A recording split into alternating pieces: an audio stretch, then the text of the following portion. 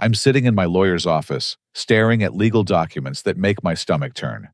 My own parents are suing me for $200,000, claiming I stole my brother's destiny. The papers scattered across the mahogany desk accuse me of financial manipulation and family sabotage. The irony burns like acid in my throat. While my golden child brother Derek spent our parents' money on luxury cars and failed business ventures, I worked 3 jobs through college and built my digital marketing agency from absolutely nothing. I paid off my student loans by 21, bought my first house at 22, and created a 6-figure business without asking for a single penny from them. Now they want me to pay for Derek's bankruptcy, because apparently I stole the future he was supposed to have. Growing up in suburban Grand Rapids, Michigan, I learned early that fairness wasn't something our family practiced. My parents, Robert and Patricia Kellerman, owned a successful accounting firm called Kellerman Associates. Dad drove a silver BMW. Mom had her pristine white Lexus, and their brick colonial house sat on 2 acres of perfectly manicured lawn. From the outside, we looked like the picture of American success. Inside the story was different. Derek, 2 years older than me, was the sun around which our entire family orbited. When he turned 16, Dad surprised him with a brand new red Mustang convertible, complete with leather seats and a premium sound system. The car cost $35,000, and I remember watching Derek's face light up as Dad handed him the keys in our circular driveway. 6 months later, when I turned 16, Dad took me to a used car lot on the outskirts of town. He bought me a 10-year-old Honda Civic with a dented rear bumper and a radio that only picked up AM stations. The paint was fading, and the air conditioning hadn't worked in years. When I asked why Derek got something so much nicer, Dad's response was simple. Derek has more potential. We're investing in his future.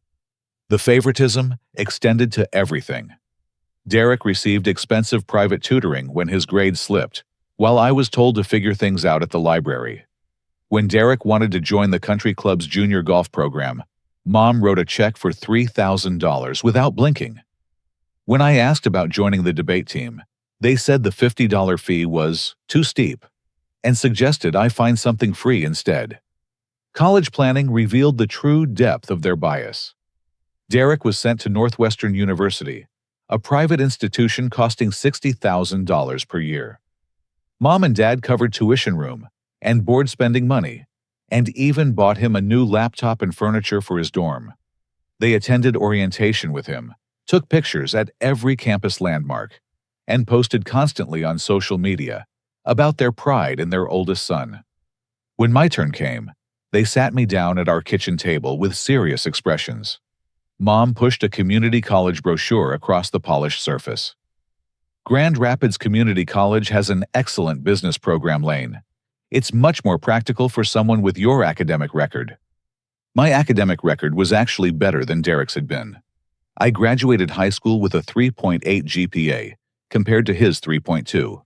I scored higher on the SAT and had been accepted to several 4-year universities. But apparently practicality only applied to me. The real knife twist came 6 months into Derek's freshman year at Northwestern. I was working at Radio Shack to save money for college when I overheard Mom on the phone with her sister. She was complaining about finances, mentioning something about a college fund she and Dad had established years earlier. That night, I confronted them in Dad's home office, surrounded by his accounting awards and family photos that predominantly featured Derek. "What college fund?" I asked. Mom's face flushed red, and Dad suddenly became very interested in organizing papers on his desk. After several uncomfortable seconds, Dad finally spoke.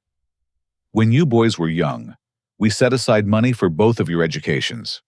But Derek's needs are more immediate and expensive." "Where's my share?" I pressed. "Derek's tuition costs require the full amount," Mom interjected. "Community college is much more affordable. You'll actually come out ahead financially." I felt something cold settle in my chest as the truth became clear. They had taken money that legally belonged to me and given it all to Derek. When I pointed this out, Dad's voice took on an edge I'd never heard before. Derek has greater potential for success. This family's resources need to be allocated where they'll have the most impact. Someday, you'll understand that supporting Derek benefits everyone. That night, lying in my childhood bedroom with its outdated sports posters and hand-me-down furniture, I made a decision. If they wouldn't invest in me, I'd invest in myself. If they thought Derek had all the potential, I'd prove them wrong using nothing but my own determination and work ethic. I transferred my Radio Shack savings to a separate account they couldn't access and began researching state universities with strong business programs. The University of Michigan had exactly what I wanted, and their in-state tuition was manageable with student loans and part-time work. I filled out the application alone, wrote my own essays, and submitted everything without telling my parents. The acceptance letter arrived on a Tuesday afternoon in March.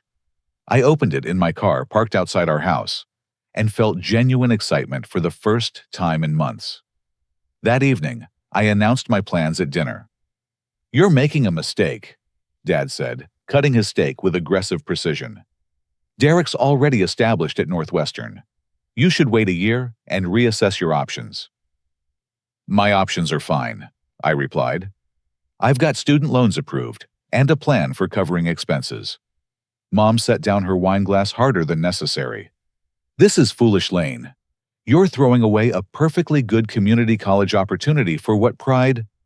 "For an education," I said. "For a future I'm building myself." Derek, who had been silent throughout the exchange, finally spoke up. "Don't be so dramatic, little brother. You'll figure something out.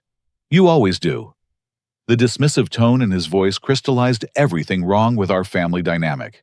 Derek had never had to figure anything out, because everything was handed to him on a silver platter.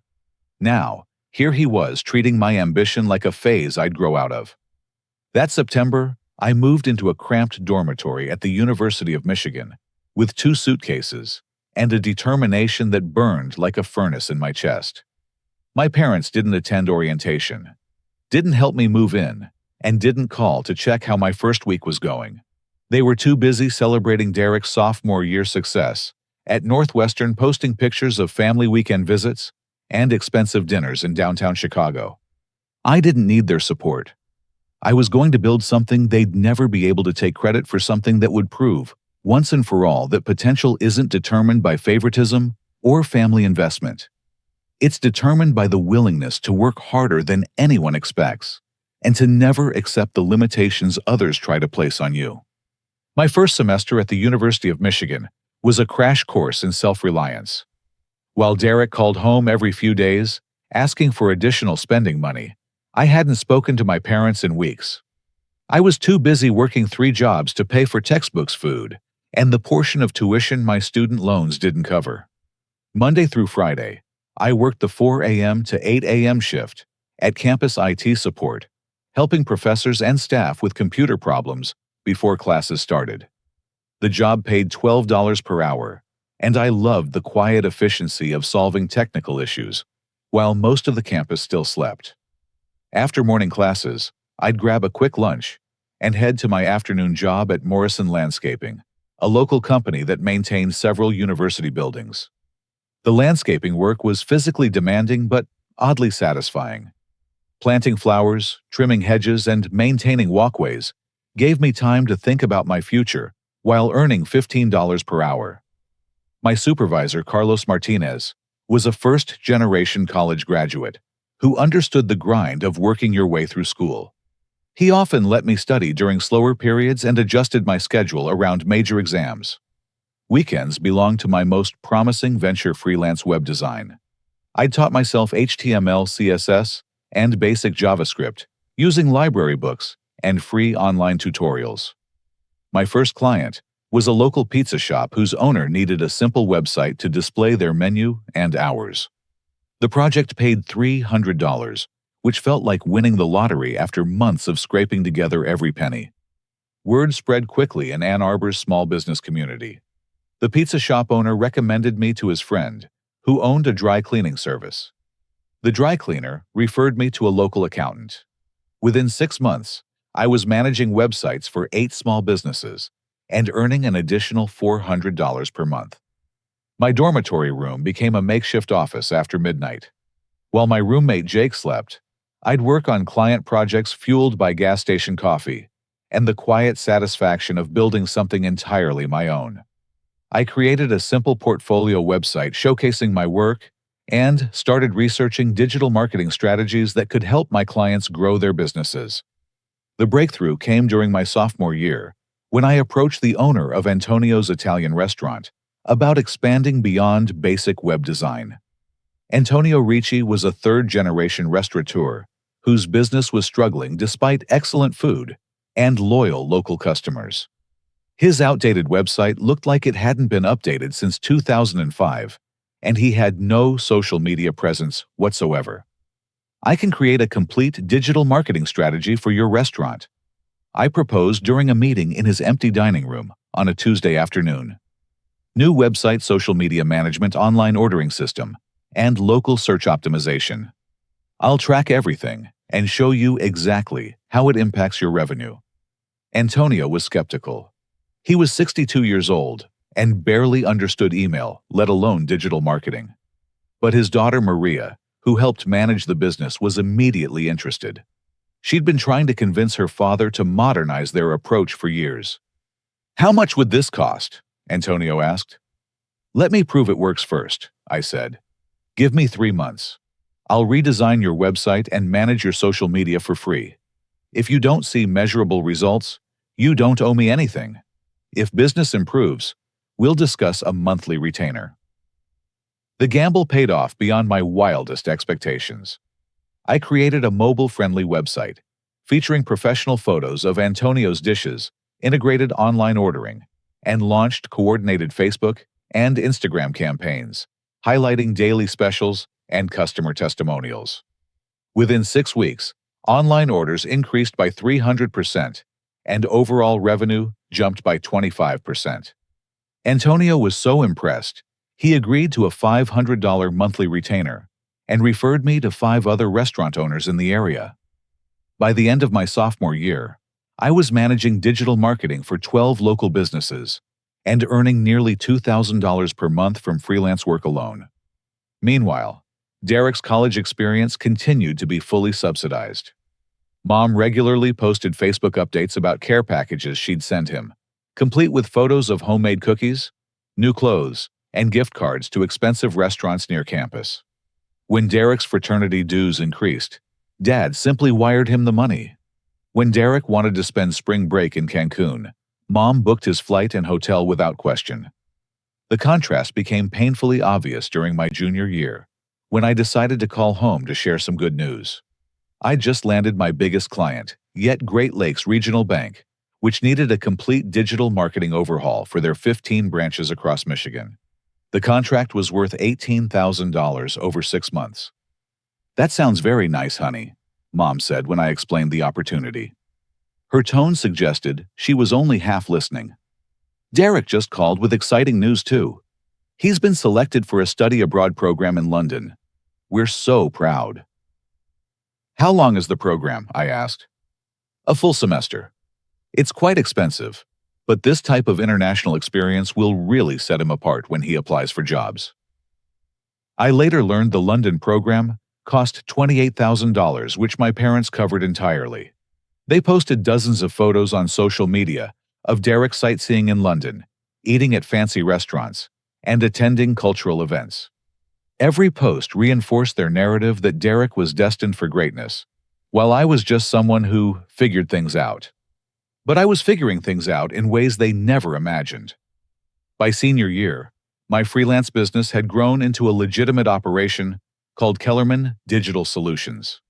I'd hired 2 other students as part-time contractors and moved my operations from my dorm room to a shared workspace downtown. My client roster included 23 businesses, and I was consistently earning $4,000 per month. The biggest validation came during career fair season. Representatives from major corporations set up booths across campus, recruiting graduating seniors for entry-level positions. I walked through the crowded convention hall, business card in hand, but realized something profound. I didn't need their jobs. My company was already more successful than anything they were offering. While my classmates stressed about landing positions that paid $40,000 per year, I was running a business that generated nearly $50,000 annually and had unlimited growth potential. More importantly, every dollar I earned represented my own effort, creativity, and determination. Graduation day arrived in May, and I was genuinely excited to walk across the stage. I'd earned my business degree with a 3.7 GPA while building a profitable company and graduating completely debt-free. My student loans were paid off 3 months early thanks to business income. My parents didn't attend the ceremony. They were in Chicago celebrating Derek's graduation from Northwestern, which apparently took precedence. Mom sent a brief text message congratulating me and mentioning they'd take me to dinner sometime soon to celebrate. That dinner never happened. Instead, 3 weeks after graduation, Mom called with a request that perfectly encapsulated our family dynamic. "Derek's looking for work in digital marketing," she said. "I told him you could probably help him understand the industry. Maybe you could meet for coffee and give him some advice." The assumption that I should mentor the same person who'd been handed every advantage while I struggled for scraps would have been laughable if it wasn't so insulting. Derek had spent 4 years at an elite university, networking with professors and classmates whose families owned major corporations. He had access to alumni networks, career counselors, and internship programs I could never afford. "I'm pretty busy growing my business," I replied.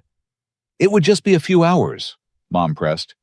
"Family should help family, especially when Derek's trying to get established." I almost laughed at the irony. When I was trying to get established, family help meant being told community college was more practical for someone like me. When Derek needed to get established, suddenly family support was a moral obligation. "Derek can apply for jobs like everyone else," I said. "If he wants marketing advice, there are plenty of books and online resources available." The conversation ended coldly, but I felt no guilt whatsoever. I'd built my success without their help, and Derek would have to do the same. The difference was that I'd learned the value of hard work and self-reliance, while Derek had learned to expect handouts and family connections to solve his problems. 6 months later, that difference would become catastrophically obvious for everyone involved. By 21, my business had evolved beyond anything I'd imagined during those late nights in my dorm room. Kellerman Digital Solutions occupied a real office space in downtown Ann Arbor, complete with conference rooms, dedicated workstations, and a reception area where my assistant Jennifer managed client communications.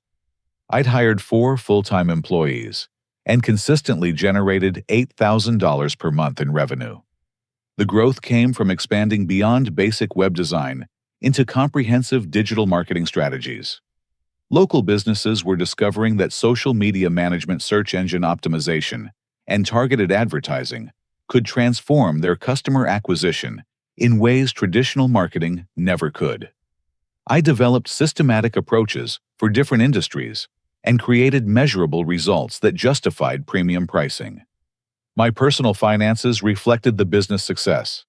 I'd not only paid off my student loans 8 months ahead of schedule, but I'd also saved $32,000 for a house down payment. The discipline of living below my means, while reinvesting in business growth, had become second nature.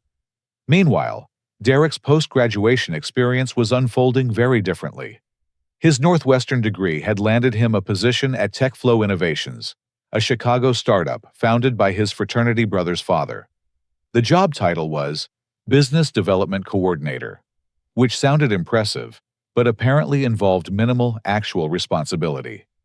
Derek frequently posted social media updates from expensive restaurants and downtown Chicago nightlife venues, suggesting his work schedule was quite flexible. My parents couldn't have been more proud. Dad regularly mentioned Derek's promising career in technology during conversations with business associates. Mom updated her Facebook profile to include proud mother of a Northwestern graduate working in Chicago's tech sector. Every family narrative reinforced Derek as the successful son destined for greatness. The contrast became stark when Derek's startup began struggling 6 months after he joined. TechFlow had burned through their initial funding without developing a viable product or establishing sustainable revenue streams. The company laid off half their workforce, including Derek, who moved back to Grand Rapids and into our childhood bedroom. Rather than viewing this as a learning opportunity or motivation to develop marketable skills, Derek immediately began planning his next venture. He'd convinced himself that entrepreneurship was his true calling and started developing plans for a luxury car rental business, targeting wealthy tourists and business executives visiting West Michigan. The concept wasn't entirely without merit. Grand Rapids had been experiencing economic growth, and there was a gap in the luxury transportation market. However, Derek's approach revealed fundamental misunderstandings about business development, customer acquisition, and financial management. His business plan, which he proudly shared during a family dinner, called for purchasing 6 luxury vehicles with borrowed money, renting expensive downtown office space, and hiring 2 full-time employees immediately. He projected breaking even within 3 months and becoming profitable by month 6, despite having no experience in the rental industry and no established customer base. "Where's the startup capital coming from?" I asked during his presentation. "Dad's helping with the initial investment," Derek replied confidently. "Mom found a great office space downtown, and we're looking at a BMW 7 Series Mercedes S-Class and a few other premium options." I glanced at my parents, who were nodding approvingly. Dad had apparently already agreed to provide significant financial backing for this venture, despite Derek's recent job loss and complete lack of relevant experience. "Have you researched the insurance costs for luxury rental vehicles?" I continued. "What about licensing requirements and liability coverage?" Derek waved dismissively. "Those are just operational details. The important thing is establishing the brand and getting quality inventory." The casual dismissal of operational details by someone planning to operate a business was alarming, but my parents seemed convinced that Derek's entrepreneurial instincts would overcome any minor obstacles. 2 weeks later, Derek officially launched Prestige Auto Rental with a grand opening event at his downtown office. The space was beautiful, but expensive, featuring floor-to-ceiling windows, modern furniture, and a reception area designed to impress wealthy clients. Derek had purchased 3 vehicles to start: a black BMW 7 Series, a silver Mercedes S-Class, and a red Porsche Panamera. The grand opening attracted local media attention and numerous potential customers. Derek wore an expensive suit and spoke confidently about revolutionizing luxury transportation in West Michigan. For a brief moment, it seemed like his confidence might be justified. Meanwhile, I was quietly closing the biggest deal in my company's history. Great Lakes Regional Bank had been so satisfied with our initial work that they'd contracted us to manage digital marketing for all 28 branches across Michigan and Indiana. The 2-year agreement was worth $160,000 and established my company as a legitimate player in the regional market. The day I signed the contract, I called home to share the news. Mom answered on the 3rd ring, and I could hear celebration noises in the background. "That's wonderful, Lane," she said, though her attention was clearly elsewhere. Derek just landed his first major client. A pharmaceutical executive rented the Porsche for an entire week. "We're having a little celebration dinner." "A pharmaceutical executive?" I asked. "Someone from Chicago who needed luxury transportation for meetings in Grand Rapids." Derek handled everything perfectly. This could be exactly the breakthrough he needed. I congratulated Derek and hung up, but something about the timing felt odd. A pharmaceutical executive from Chicago needing a week-long luxury rental in Grand Rapids seemed like an unusual coincidence, especially given Derek's limited marketing efforts. My suspicions were confirmed 3 weeks later when Jennifer, my assistant, mentioned an interesting phone call she'd received. "Someone called asking about our client list," she reported during our Monday morning meeting. "He said he was researching digital marketing agencies and wanted to know which businesses we work with. When I explained we don't share client information, he got pushy and mentioned he was starting his own business." "Did he give a name?" I asked. "Derek something. He said he was your brother and that you'd told him to call. My stomach dropped. Derek had been fishing for information about my clients, likely planning to approach them with competing services or partnership opportunities. When I confronted him that evening, his response was both infuriating and predictable. "I wasn't trying to steal your clients," Derek protested. "I thought maybe there were collaboration opportunities. Your marketing expertise could help my rental business, and my transportation services could help your clients. You told my assistant I'd authorize the call. I figured you wouldn't mind family working together. Mom and Dad always said we should support each other's success." The hypocrisy was breathtaking. When I'd needed support getting established, family collaboration wasn't available. When Derek needed support, suddenly family cooperation was expected and assumed. But Derek's unauthorized intelligence gathering was just the beginning. Over the following months, I discovered he'd been actively misrepresenting our relationship to potential investors and business contacts.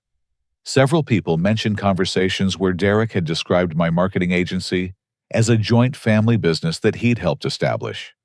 The misrepresentation reached its peak when a potential client called to inquire about our services and mentioned meeting Derek at a networking event. "Your business partner spoke very highly of your company's growth potential," the potential client said. "He mentioned that your family's accounting background gives you unique insights into business financial management." "Business partner?" I asked. "Derek Kellerman. He said you two founded the digital marketing company together after college." I immediately called Derek furious about his fraudulent representation of our relationship and my business. When he answered, his tone was casual and unrepentant. "People are more comfortable working with established family businesses," he explained. "Mentioning our connection just builds credibility. It's not hurting anything. It's hurting my reputation when people discover the truth." Derek laughed a sound that made my blood pressure spike. "Come on, Lane. We're family. Successful businesses benefit everyone. You're being way too uptight about this." The conversation ended with Derek hanging up on me, but the damage was already spreading.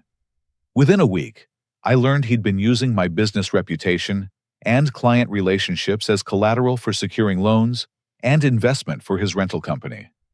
Several vendors had extended credit to Derek specifically because they believed he was connected to my successful marketing agency. The realization that Derek was actively exploiting my hard-earned reputation while contributing absolutely nothing to its creation felt like a violation beyond anything my parents had done. At least their favoritism was honest in its bias. Derek's manipulation was calculated deception, designed to appropriate credit for work he'd never performed. When his car rental business inevitably began struggling with cash flow and customer acquisition, Derek doubled down on the family connection strategy. He started introducing himself at business events as Lane Kellerman's brother and business associate, implying partnership and shared success that existed only in his imagination. The strategy worked until it didn't. Derek's fundamental misunderstanding of business operations, customer service, and financial management meant that no amount of borrowed credibility could sustain his company's growth. By month 8, Prestige Auto Rental was hemorrhaging money and facing multiple lawsuits from unpaid vendors. But rather than accepting responsibility for the failure, Derek had already developed a narrative that placed blame elsewhere. According to his version of events, my refusal to formally partner with him had sabotaged his success and violated family loyalty obligations that should have guaranteed his prosperity. That narrative would soon become the foundation for the most destructive betrayal our family had ever experienced. Derek's luxury car rental business collapsed with spectacular financial devastation that reverberated through our entire family. What started as missed vendor payments quickly escalated into repossessed vehicles, defaulted loans, and legal threats that consumed every conversation at family gatherings. The BMW 7 Series was the first to go. Derek had fallen 3 months behind on payments when Great Lakes Auto Finance sent a tow truck to his downtown office during business hours. I watched the whole scene unfold from my own office window across the street as Derek argued with the repo agent, while potential customers looked on. The humiliation was complete when the Mercedes S-Class was repossessed the following week from our parents' driveway. Derek's financial obligations were staggering. Beyond vehicle payments, he owed $12,000 to his landlord for back rent on the downtown office space, $8,000 to a marketing firm he'd hired to create promotional materials, and another $15,000 to various vendors who'd provided services based on his fraudulent representations about family business connections. The total debt reached $67,000, not including legal fees from vendors pursuing collection actions. Derek had personally guaranteed most of the obligations, but his credit was worthless, and his assets non-existent. The financial crater he'd created threatened to destroy everyone connected to his ventures. My parents' response was immediate and predictable. Dad mortgaged their house to cover Derek's most pressing debts, reasoning that protecting the family's reputation was worth the financial sacrifice. Mom liquidated her retirement savings to help with legal fees and remaining vendor obligations. Within 2 months, they'd depleted nearly $80,000 in equity and savings to clean up Derek's mess. Derek, meanwhile, moved back into his childhood bedroom with no apparent shame or acknowledgement of responsibility. At 25 years old, he was completely financially dependent on parents who were now struggling to maintain their own standard of living because of his failures. The irony wasn't lost on me. While Derek had been handed every possible advantage and still managed to create financial catastrophe, I'd built a thriving business that was approaching $200,000 in annual revenue. My client base had expanded to include regional hospital systems, insurance companies, and manufacturing firms across the Midwest. I'd hired 6 full-time employees and moved into a larger office space to accommodate our growth. My personal financial situation reflected the business success. I'd purchased a 3-bedroom ranch house in a quiet neighborhood near downtown Ann Arbor for $135,000. The house needed cosmetic updates, which I completed myself over several weekends, installing new flooring painting every room and updating light fixtures throughout. The satisfaction of home ownership at 22 felt incredible. Every mortgage payment represented equity I was building rather than rent money disappearing forever. The house gave me space for a proper home office and the psychological foundation that comes from owning something tangible and permanent. But my success seemed to amplify Derek's resentment rather than motivate his own improvement. Family dinners became tense affairs, where Derek would make passive-aggressive comments about people who got lucky in business or didn't understand the challenges of real entrepreneurship. His bitterness was palpable and increasingly directed at anyone whose success highlighted his own failures. The breaking point came during Thanksgiving dinner at our parents' house. Derek had been drinking throughout the afternoon and was becoming increasingly confrontational about family dynamics and business support. It's interesting how some people get all the breaks, while others have to fight for everything, Derek said, staring directly at me while cutting his turkey with aggressive precision. What breaks are you referring to? I asked. Come on, Lane. You know exactly what I'm talking about. Some people get all the family support and connections, while others have to make it completely on their own. The accusation was so divorced from reality that I almost laughed. Derek had received every conceivable advantage our family could provide, while I'd been told community college was more practical for someone with my potential. Derek received $100,000 worth of college education, startup capital, and debt forgiveness, I pointed out. I'm not sure how that constitutes fighting for everything on your own. Money isn't the same thing as real support, Derek replied. Real support means family members helping each other succeed, instead of hoarding opportunities. Mom immediately intervened, suggesting we change the subject, but Derek was just getting started. He launched into a detailed explanation of how my refusal to formally partner with him had sabotaged his business and violated fundamental family obligations. Lane had established relationships and credibility that could have guaranteed my success, Derek continued. But he chose to be selfish instead of thinking about what's best for the whole family. The entitlement was breathtaking. Derek genuinely believed that my years of hard work, strategic planning, and relationship building should have been automatically available to subsidize his poorly planned ventures. In his mind, my success was a family resource that he deserved access to regardless of his own contributions or competence. Dad, who had been quiet throughout the exchange, finally spoke up. Derek makes a valid point about family businesses supporting each other. Maybe there are still opportunities for collaboration. Collaboration requires competence, I replied. Derek's business failed because of poor planning, inadequate capital, and misrepresentation to vendors. Family connections can't fix fundamental business incompetence. The comment triggered an explosion. Derek stood up so quickly his chair fell backward, his face red with anger and alcohol-fueled indignation. "You think you're so much better than everyone else," Derek shouted. "You think your little marketing company makes you some kind of business genius.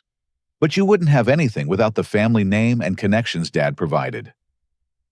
"What connections did Dad provide?" I asked. "I've never worked with a single client who knew our family or had any relationship with Dad's accounting firm." Derek's response revealed the depth of his delusion about family support and business development.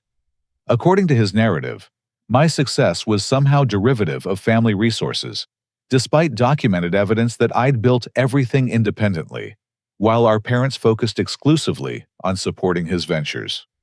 The argument ended with Derek storming out of the house, but the underlying tensions only intensified over the following weeks. Derek spent increasing amounts of time researching business litigation and consulting with attorneys about potential legal remedies for what he viewed as family business interference. 6 months later, those consultations would result in the most devastating betrayal our family had ever experienced. Derek had convinced himself that my refusal to subsidize his failure constituted actionable harm, and he'd found legal representation willing to pursue damages for his entrepreneurial disappointment. The golden child who'd been handed every possible advantage was about to blame his failures on the family member who'd succeeded, despite receiving none of those advantages.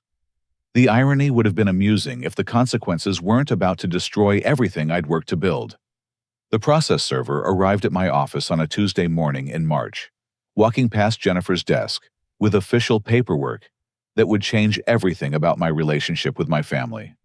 I was in the middle of a client presentation when Jennifer knocked on my conference room door with an apologetic expression and a manila envelope. "I'm sorry to interrupt, but someone's here with legal documents that require your immediate signature," she said quietly. The client, a regional healthcare network's marketing director, looked confused as I excused myself to handle what I assumed was routine business paperwork. Jennifer led me to the reception area, where a serious-looking man in a gray suit waited with a clipboard and badge identifying him as a certified process server. "Lane Kellerman," he asked. "That's me. You're being served with legal papers in the matter of Robert and Patricia Kellerman versus Lane Kellerman. Please sign here acknowledging receipt." My hands actually trembled as I signed the receipt, aware that my employees and client were watching this humiliating scene unfold. The process server handed me a thick envelope and left without further explanation, leaving me standing in my own reception area, holding documents that I knew would contain devastating news. I returned to the conference room and somehow finished the presentation, but my concentration was completely shattered. The healthcare director noticed my distraction and suggested we reschedule our follow-up meeting for later in the week. After he left, I locked my office door and opened the envelope with hands that felt disconnected from my body. The lawsuit was even worse than I'd imagined. My parents were suing me for $200,000 in damages, claiming I had deliberately sabotaged Derek's business opportunities through willful interference with family economic relationships and fraudulent manipulation of shared family resources. The legal document outlined a narrative so twisted and divorced from reality that reading it felt like discovering an alternate universe version of my life. According to the complaint, I had used insider knowledge gained from growing up in an accounting family to develop unfair business advantages. My success in digital marketing was characterized as exploitation of proprietary family business methods that rightfully belonged to Derek as the intended heir to our parents' professional legacy. The lawsuit claimed that my refusal to formally partner with Derek constituted intentional interference with his contractual relationships and business development efforts. It alleged that potential investors and clients had withdrawn support from Derek's ventures specifically because I had poisoned the business community against him through negative representations and competitive interference. Most damaging was the allegation that I had systematically prevented Derek from accessing family financial resources that were rightfully available to support his entrepreneurial development. The complaint suggested that my early business success had somehow depleted a finite pool of family support, leaving Derek without adequate capital for his ventures. Reading these accusations felt like being punched in the stomach repeatedly. Every paragraph contained factual distortions and logical reversals that painted my legitimate business success as theft from a brother who deserved automatic family subsidization. But the most shocking revelation came in the supporting documents attached to the complaint. Derek had been secretly recording family conversations for months, attempting to gather evidence of my supposed business interference and manipulative behavior. The recordings included dinner conversations, where I'd questioned Derek's business plans, phone calls, where I'd declined to provide client referrals, and private discussions about family financial support that Derek had documented without anyone's knowledge. His lawyers had cherry-picked quotes and conversations to construct a narrative of systemic family business sabotage. Listening to my own voice discussing Derek's poor business planning, taken out of context, and presented as evidence of malicious interference, was surreal and infuriating. Conversations where I'd tried to offer constructive criticism were characterized as deliberate sabotage designed to ensure Derek's failure. The recordings also revealed something even more disturbing about my parents' true feelings regarding family business inheritance. In one conversation recorded at their house, Dad clearly stated that they'd always planned to leave their accounting firm to Derek and expected me to eventually work for my brother in a subordinate capacity. Lane's marketing skills would be valuable support for Derek's business development, Dad's voice explained on the recording. But leadership requires Derek's type of strategic thinking and relationship management abilities. Mom's voice agreed, adding that my technical competence was useful, but that Derek possessed the personality and vision necessary for senior executive responsibility. They were discussing my future as Derek's employee without any input from me, assuming that family hierarchy would automatically determine my career path. The revelation that my parents viewed my independence as temporary and my business success as resources that should ultimately serve Derek's ambitions was devastating. They hadn't just favored Derek throughout our childhood. They'd planned for my entire adult life to revolve around supporting his success. The lawsuit demanded not only financial damages, but also legal recognition of Derek's ownership interest in my business based on alleged family business principles that entitled him to share the benefits of my work. They wanted court-ordered partnership agreements that would give Derek decision-making authority over client relationships and business development strategies. I sat in my office until nearly midnight, reading and rereading the legal documents that represented my family's complete betrayal of everything I'd accomplished independently. The small-town accounting firm that had taught me the value of hard work was now claiming ownership of success they'd never supported or encouraged. The next morning, I called Thomas Harrison, a business litigation attorney whose reputation for aggressive client advocacy was legendary throughout Michigan's legal community. His office was located in a downtown Detroit skyscraper, and his initial consultation fee was $500. But I needed someone who understood complex family business disputes. "I've seen cases like this before," Thomas said after reviewing my documentation. Family members who feel entitled to share the success of relatives who've actually earned it through independent effort. The legal theories are creative, but the factual foundation appears extremely weak. "What are my options?" I asked. "We fight back aggressively," Thomas replied. "Discovery will reveal the truth about your business development and Derek's actual failures. More importantly, We'll investigate whether your parents and Derek have committed any fraudulent acts that could support criminal charges. The idea of pursuing criminal charges against my own family felt overwhelming, but Thomas explained that the recordings Derek had made might constitute illegal surveillance, depending on Michigan's wiretapping laws. Additionally, any forged documents or fraudulent representations Derek had made using my business reputation could support serious legal consequences. These people are trying to destroy everything you've built, Thomas said. Defensive strategies won't be sufficient.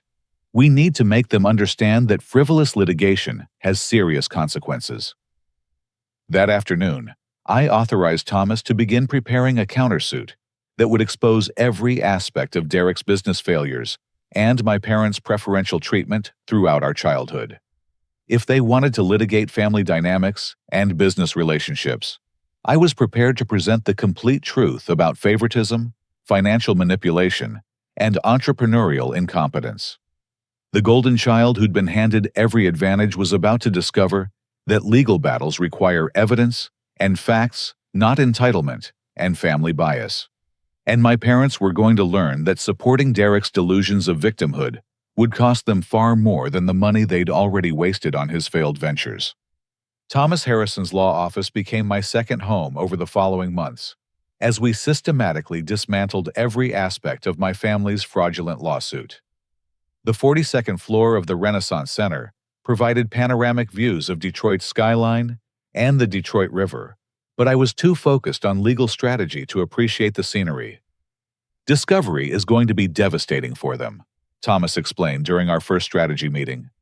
Your business records document legitimate client relationships and independent revenue development. Derek's records show systematic deception and financial mismanagement. The discovery process in civil litigation allows both sides to demand documents, records, and testimony from opposing parties. Thomas immediately requested Derek's complete business files, bank statements, loan applications, and communications with vendors and potential investors. We also demanded my parents' financial records, showing their support for Derek's various ventures. What we uncovered exceeded even Thomas's expectations for plaintiff misconduct and fraud. Derek's business records revealed a pattern of deception so extensive, it bordered on criminal enterprise. Derek had been filing fraudulent tax returns for his rental car business, claiming personal expenses as legitimate business deductions. The Internal Revenue Service documentation showed he'd deducted expensive restaurant meals, designer clothing purchases, and vacation travel as business entertainment and marketing expenses. His accountant had apparently warned him about these improper deductions, but Derek had overruled professional advice. More damaging was Derek's systematic misrepresentation of his relationship with my marketing agency. Bank loan applications showed he'd listed me as a business partner and provided inflated revenue projections based on assumed access to my client relationships. Several loan documents included forged signatures where Derek had apparently signed my name to partnership agreements that never existed. This is wire fraud, Thomas explained as we reviewed the evidence. Derek used false statements in interstate banking communications to obtain money under false pretenses. These aren't civil disputes, they're federal felonies. The scope of Derek's deception became clear when Thomas deposed vendors who'd extended credit to Prestige Auto Rental.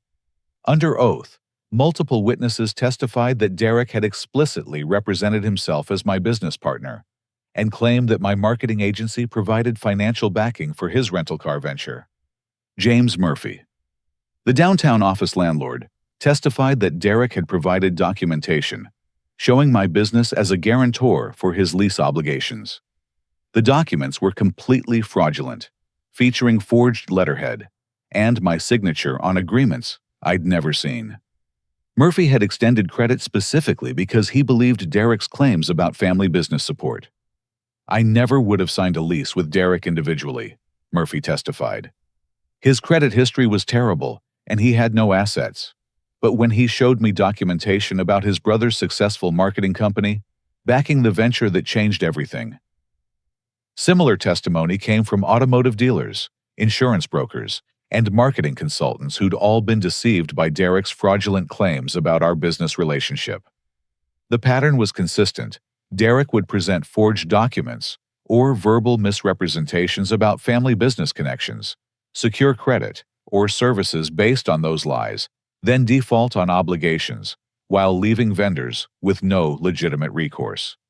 But Thomas's most significant discovery involved my original college fund, the money my parents had claimed was needed for Derek's education expenses. Banking records revealed that Derek had been the sole beneficiary of a trust account, established when we were children despite my parents' repeated claims that the money belonged to both of us. This trust fund contained $42,000 when you turned 18. Thomas explained while reviewing bank statements. Your parents transferred the entire amount to Derek's education account, without your knowledge or consent. They forged your signature on transfer documents. The forged signature was obvious when compared to my legitimate signatures from the same time period. My parents had literally stolen my inheritance, and then lied about it for years, claiming they'd made difficult family financial decisions when they'd actually committed documentation fraud. Thomas immediately contacted the Federal Bureau of Investigation to report the wire fraud and forgery evidence we'd discovered. Special Agent Sarah Chen was assigned to investigate Derek's pattern of interstate banking fraud and my parents' involvement in the forged trust fund transfers. Your brother faces potential federal charges for wire fraud, bank fraud, and identity theft, Agent Chen explained during our meeting at the FBI's Detroit field office. The forged signatures and false loan applications constitute serious federal crimes. What about my parents? I asked. The trust fund transfers show clear evidence of forgery and theft. Depending on their level of cooperation with Derek's ongoing fraud, they could face charges as co-conspirators. The FBI investigation added enormous pressure to our civil litigation strategy. Thomas immediately amended our countersuit to include claims for fraud, conversion theft, and intentional infliction of emotional distress. We demanded treble damages under Michigan's fraud statutes and sought attorney fees for defending against frivolous litigation. Your parents' lawsuit was filed to distract from criminal conduct and intimidate you into silence, Thomas argued in court filings. The entire complaint is based on fraudulent documents and false representations designed to conceal systematic theft and business fraud. Derek's attorney, a solo practitioner named Michael Webb, who specialized in personal injury cases, was completely overwhelmed by the complexity of our evidence and the federal criminal investigation. Webb had apparently accepted Derek's version of family business dynamics without conducting any due diligence about the underlying facts. When Thomas deposed Derek under oath, the transcript read like a confession to multiple felonies. Derek admitted to forging my signature on loan documents, misrepresenting our business relationship to vendors, and using my company's reputation to secure credit he couldn't qualify for independently. I thought family businesses were supposed to support each other, Derek testified when asked about the forged partnership agreements.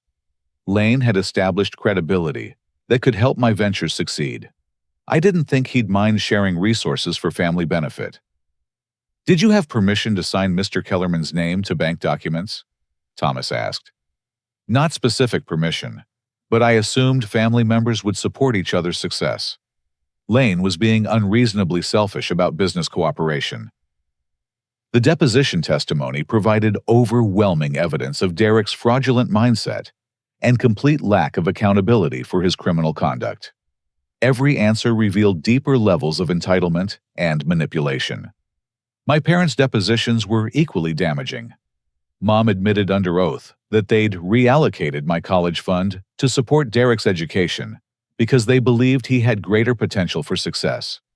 Dad acknowledged signing my name to trust fund transfer documents because obtaining my actual consent would have been unnecessarily complicated. Did you believe you had legal authority to sign your son's name to financial documents? Thomas asked Dad during his deposition.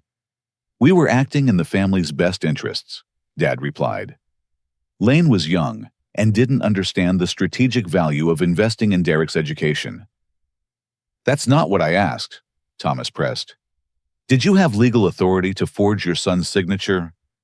The silence that followed lasted nearly 30 seconds before Dad's attorney advised him not to answer, based on Fifth Amendment protections against self-incrimination. By month 6 of litigation, the truth was undeniable. My family had engaged in systematic fraud theft and deception spanning multiple years. They'd stolen my inheritance, supported Derek's criminal business practices, and filed a frivolous lawsuit to intimidate me into silence about their misconduct. But Thomas wasn't finished. The final phase of our strategy would expose their criminal conduct to the broader community and ensure that Derek's fraudulent business practices could never harm other victims. The resolution came faster than anyone expected, once federal criminal charges were filed against Derek and my parents.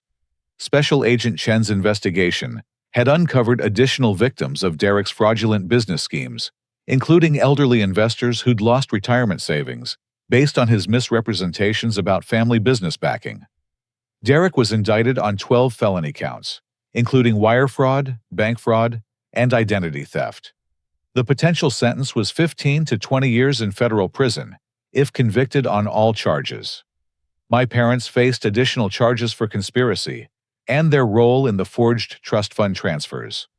Faced with overwhelming evidence and potential criminal convictions, their attorney, Michael Webb, approached Thomas about settlement negotiations.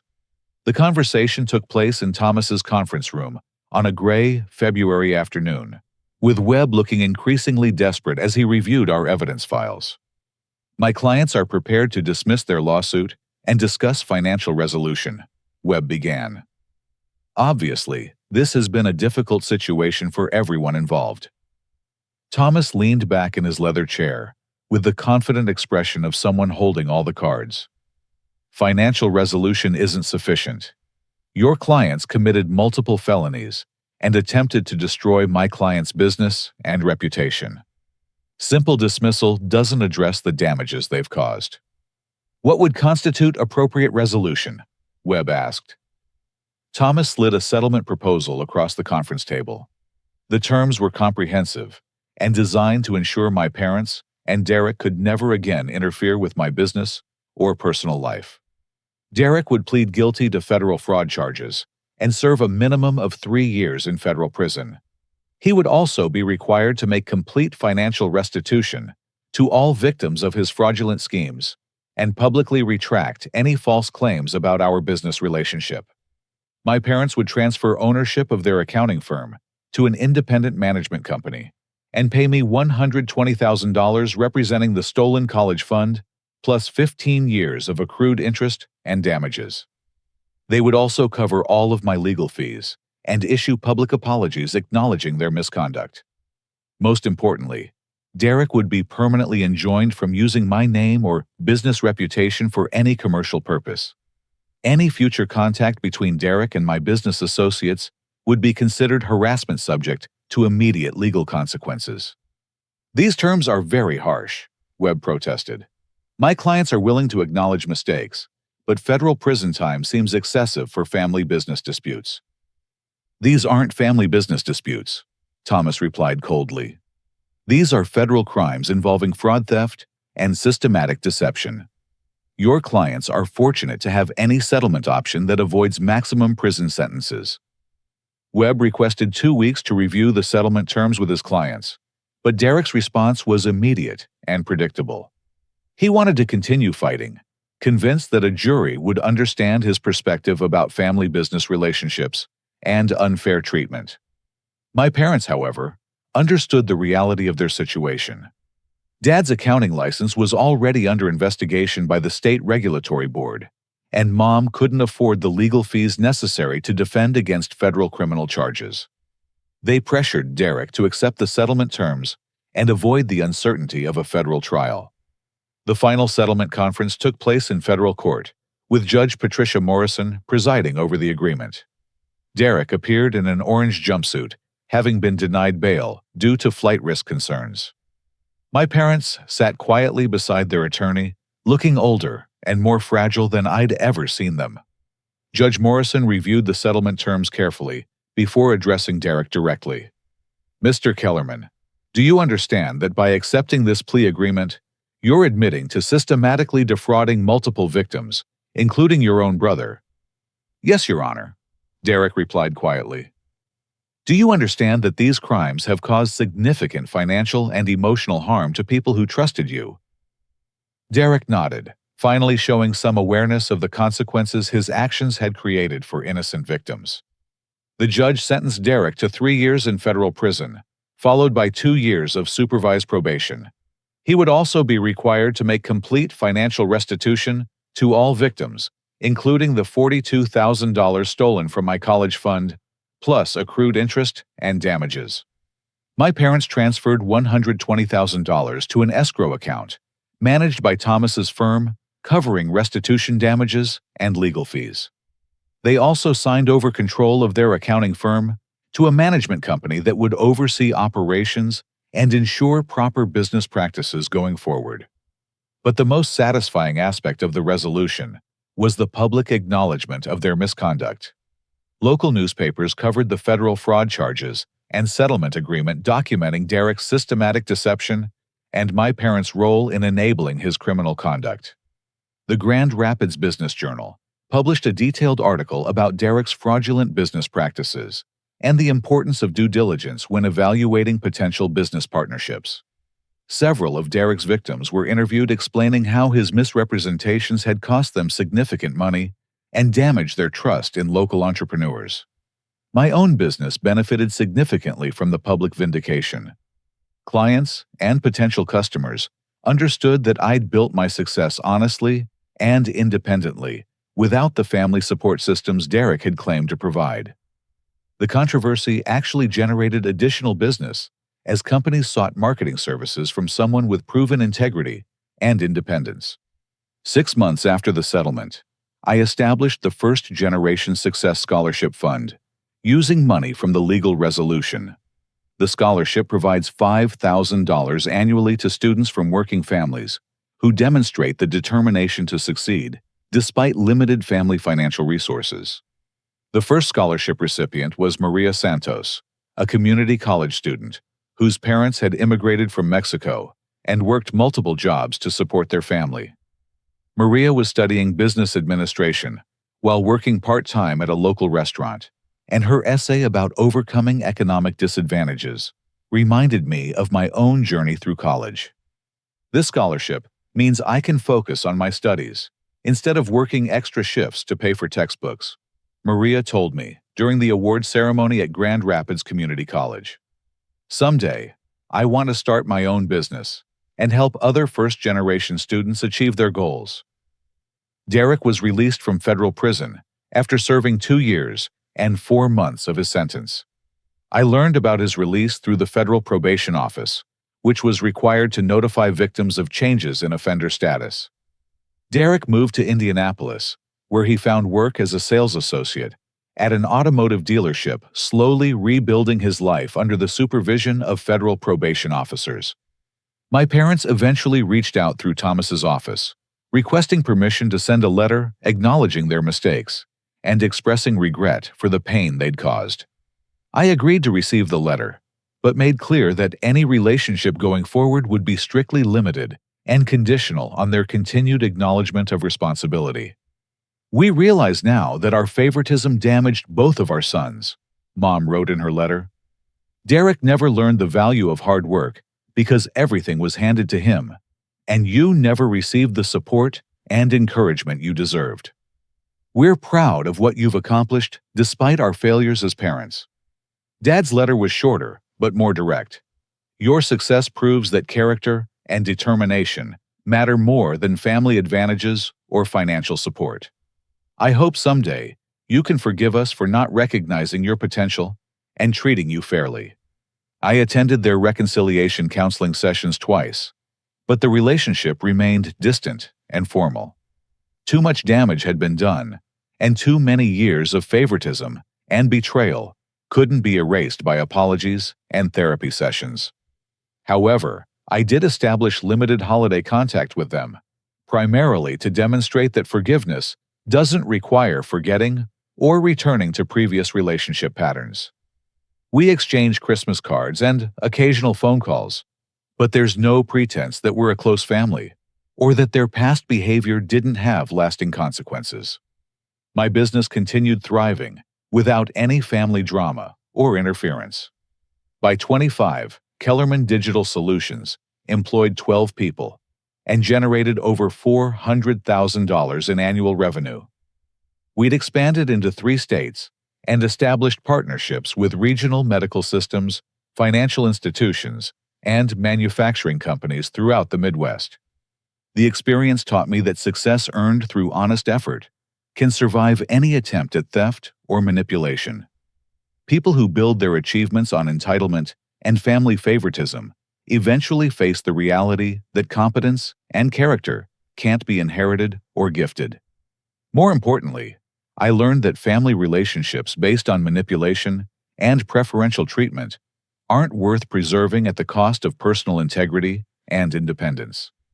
Sometimes the greatest gift you can give someone is refusing to enable their destructive behavior, even when that refusal creates conflict and resentment.